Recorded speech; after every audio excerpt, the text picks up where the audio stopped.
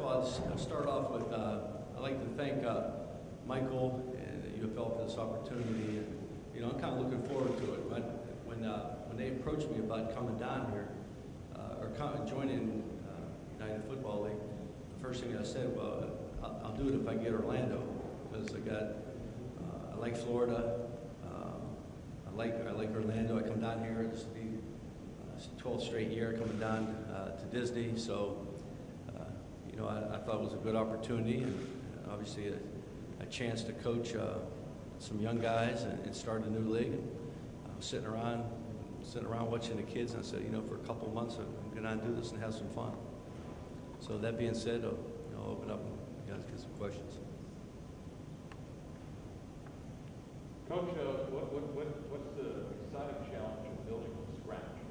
Well, that's the most exciting part. You know, going out and getting some young players that get cut in the NFL, and being playing in the NFL for such a long time and then coaching the NFL, I know that the bottom half of the roster, every year, the 15 players that get released are good enough to play in the league, and then there's one reason or another, either money, he's just not experienced enough.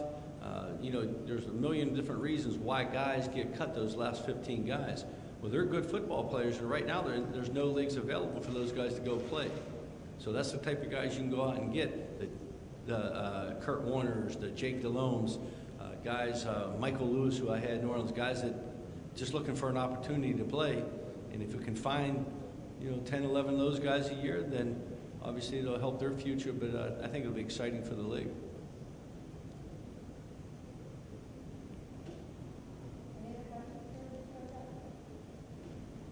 Good. Coach Haslett, I understand you've got some interesting assistants that maybe you reveal those. Yeah, I told some. On defense, I hired Bill Bradley, who was a secondary coach last year in San Diego. He's going to work with the secondary. Chuck Bresnahan's going to coach the linebackers, and he was recently the defensive coordinator for Cincinnati and then the Raiders.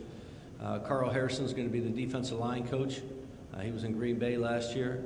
Al Roberts is going to be special teams and tight ends. He was with the Rams last year. Ricky Porter's my administrative assistant.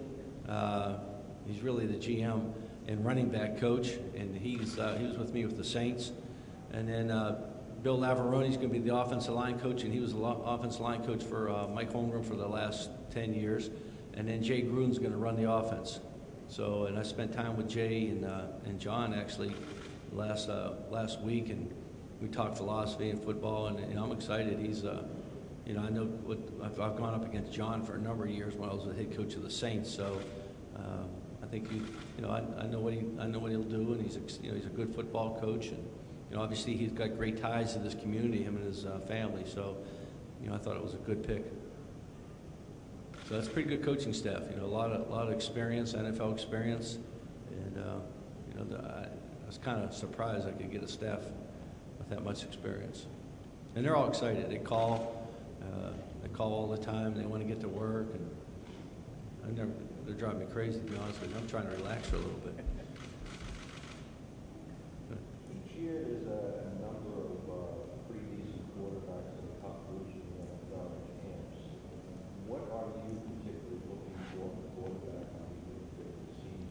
Well, obviously that'll be a big key to this league, because you're going to have to get some pretty good quarterbacks, and there's a bunch available right now that the NFL hasn't signed, and I know they're going to get signed. You know, Grossman's going to get signed, J.P. Lossman, Bollinger. There's a bunch of good quarterbacks, but there's guys that'll, you know, they'll be out there, and this is a great opportunity for them, because they can come in this league. Even the young guys come in this league, play 6 games, show what you got, play well, and then at the end of the 6 games, and if you do well, then the NFL can pick you up for the last, you know, 7 games of the regular season and the playoffs. So it's for a quarterback to be a number 2, number 3, or practice squad guy and sit around all year. This gives them something different, where they get game experience, and whatever level it's at, they get game experience, and they go out and throw the ball with, you know, people rushing them and tackle them and all that. So it'd be pretty good. Now, I'm not looking for anything in particular. We base the offense and defense off the players we get. People ask me, you're going to run a 3-4, 4-3. I don't know. You know, we'll see what type of players we get before we decide that.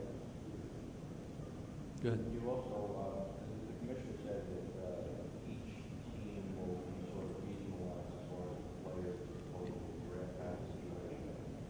this directly would impact you because Michael Vick comes out of the Atlanta Falcons, and if he were to be available, would you be interested in bringing him in? Well, I think a couple things. One, there's a process. He's got to finish his time, and but I do believe that guys deserve a second chance. I know Michael personally, playing against him and spending time with him. I think he is a pretty good kid. Obviously, his values were a little different than mine or yours probably, and I know he wasn't. Well, to make a long story short, as long as he does what he's supposed to do and plays time, and I do think he deserves a second chance. I think out of the 4 cities that are in this league, this would be the city that would probably accept him and give him a second opportunity. Do you think that would be a shot in the arm, per se, to the organization and try to establish yourself in this market? Well, I think people come out and want to see him play because he was a great quarterback. He has 700% winning record. I guess the question is, he hasn't played much football lately, obviously, and where's his skills now after 2 years, and can he bring them back? And he's a heck of an athlete. There's a lot of unknown. There's a lot of unknown about what Atlanta's going to do with him. There's unknown what the NFL's going to do with him. And then obviously, where we fit in. So I think there's a lot of questions over the next, and he doesn't even become available, I think, to like the 20th of June or July. So there's a lot of questions that have to be answered. But do I believe he deserves a second opportunity if he fulfills his commitment? Yes. And I do think people would come out and watch him. I think that, and I think TV would watch him.